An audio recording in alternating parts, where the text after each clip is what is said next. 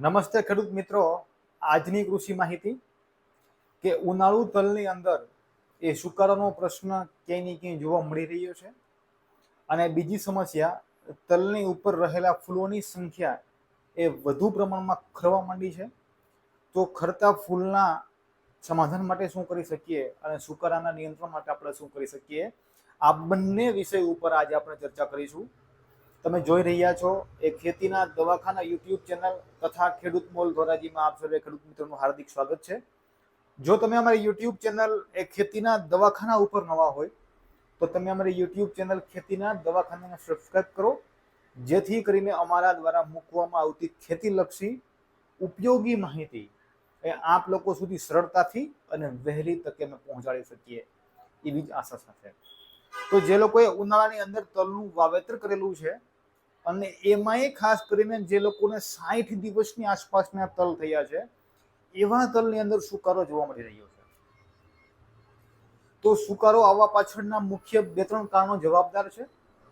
એમાંનું સૌથી મહત્વનું અને પહેલું કારણ હોય તો એ કારણ છે જમીનજન્ય ફૂગ. અને બીજું એવું કારણ છે કે પિયત વ્યવસ્થાપન અથવા તો ભેજ ઓછો હોવાના કારણે તલ સુકાતા હોય છે.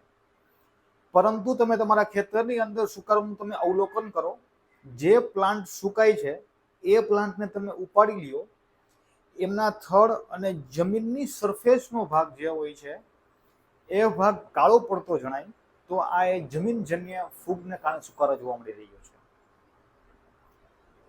ક્યાંય ને ક્યાંય તમારા ખેતરની અંદર સૌ પ્રથમ એકલ દોકલ પ્લાન્ટ સુકાતા હોય, ધીમે ધીમે એનું સ્વરૂપ ગુંડા આકારે થઈ જાય, તો તમારે સમજવું કે આ સુકારો એ જમીનજન્ય ફૂગને કારણે થતો સુકારો છે. તો એના નિયંત્રણ માટે શું કરી શકીએ, કેવા કેવા ફૂગનાશક અને કેવા કેવા બેક્ટેરિયાથી આપણે આનું નિયંત્રણ કરી શકીએ, તો એના માટેની 2 પદ્ધતિ છે. એમાંની પહેલી પદ્ધતિ છે રાસાયણિક નિયંત્રણ અને બીજી પદ્ધતિ છે જૈવિક નિયંત્રણ. રાસાયણિક નિયંત્રણની અંદર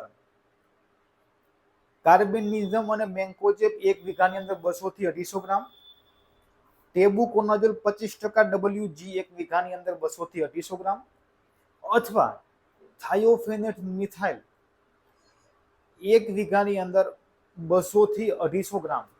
આ ત્રણમાંથી કોઈ પણ એક મોલિક્યુલર તમે જો તમારા તલની અંદર પિયત સાથે અથવા તો રેતી અથવા તો ધૂળ ભેગું ભેળવીને જો તમે આપશો, તો જમીનજન્ય ફૂગની અંદર તમને આની અંદર સારામાં સારું પરિણામ જોવા મળશે અને તમારા સુકારાની અંદર પણ તમને ઘણા અંશે રાહત જોવા મળશે.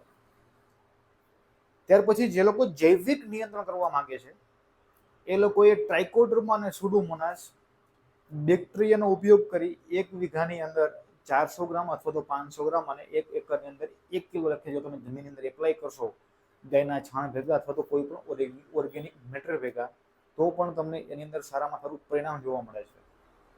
આપણા ચોમાસાની અંદર મગફળીની અંદર આવતી જમીનજન્ય ફૂગને આપણા ઘણા બધા અંશે ટ્રાઇકોડર્મા અને સુડોમોનાસથી અટકાવી શકીએ છીએ. એવી રીતે આપણે આપણા તલની અંદર આવતી જમીનજન્ય ફૂગને આ બેક્ટેરિયાથી આપણે અટકાવી શકીએ છીએ. પરંતુ મગફળી અને તલ એ બંને પાક આમ જોઈએ તો દિવસોની દ્રષ્ટિએ અલગ અલગ છે. મગફળી એ ચોમાસુ પાક છે અને તલ એ ઉનાળુ પાક છે. તો જ્યારે તમે બેક્ટેરિયા મગફળીમાં એપ્લાય કરો છો, ત્યારે મગફળીની અંદર ભેજનું વાતાવરણ હોય છે, જમીન ભીની હોય છે. પરંતુ જો તમે તલની અંદર જૈવિક નિયંત્રણ તરીકે તમે બેક્ટેરિયાનો ઉપયોગ કરવા માંગો છો, તો જ્યારે તમે બેક્ટેરિયા એપ્લાય કરો છો ત્યાર પછી એને પૂરતા પ્રમાણમાં ભેજ જળવાઈ રહે એવી તમારે પિયત વ્યવસ્થાપન કરવું જોઈએ.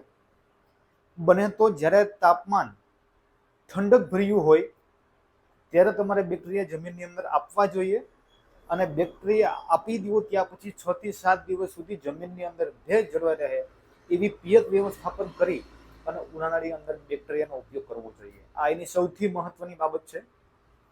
અને બીજો ખેડૂત મિત્રોનો પ્રશ્ન એવો હતો કે તલના પાક ઉપર આવેલા ફૂલો એ ખરી પડે છે. તો તલના પાક ઉપર આવેલા ફૂલો ખરવાનું એક એવું પણ કારણ છે કે યોગ્ય ભેજ જમીનમાં ન જળવાતું હોય તો પણ તલના પાક ઉપર આવેલા ફૂલો ખરે છે. પરંતુ જે લોકોને યોગ્ય ભેજ આપેલો હોય અને ફૂલ ખરતા હોય, તો એના માટે ઘણી વખત બોરોનની ડેફિશિયન્સી હોવાના કારણે પણ ફૂલ ખરે છે. તો એના માટે માર્કેટની અંદર મળતું બોરોન 20% WP એક પંપની અંદર 20 થી 25 ગ્રામ લખે નાખીને તમે તમારા તલના પાક ઉપર છંટકાવ કરશો તો જે ફૂલ ખરે છે એની અંદર તમને ઘણા બધા અંશે રાહત જોવા મળશે અને જે ફૂલ ખરે છે એની અંદર તમને ઘટાડો જોવા મળશે.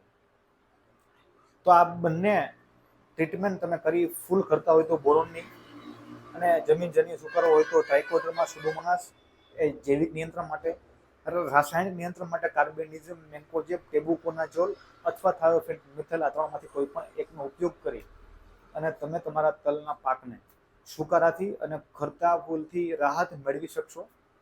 અને આ માહિતી જો તમને યોગ્ય લાગી હોય તો તમે તમારા અન્ય ખેડૂત મિત્રો સુધી આ માહિતીને શેર કરો, જેથી કરીને કોઈ ખેડૂતોએ પોતાના તલના પાકની અંદર આવતા સુકારા અને ખરતા ફૂલોના સમાધાન આપણે આપી અને કોઈ ખેડૂત મિત્રોની આવક અથવા તો એના ઉત્પાદનની અંદર આપણી માહિતી એ વધારો કેમ ન કરી શકે, એવી જ આશા અને એવા જ વિશ્વાસ સાથે ભારત માતા કી જય.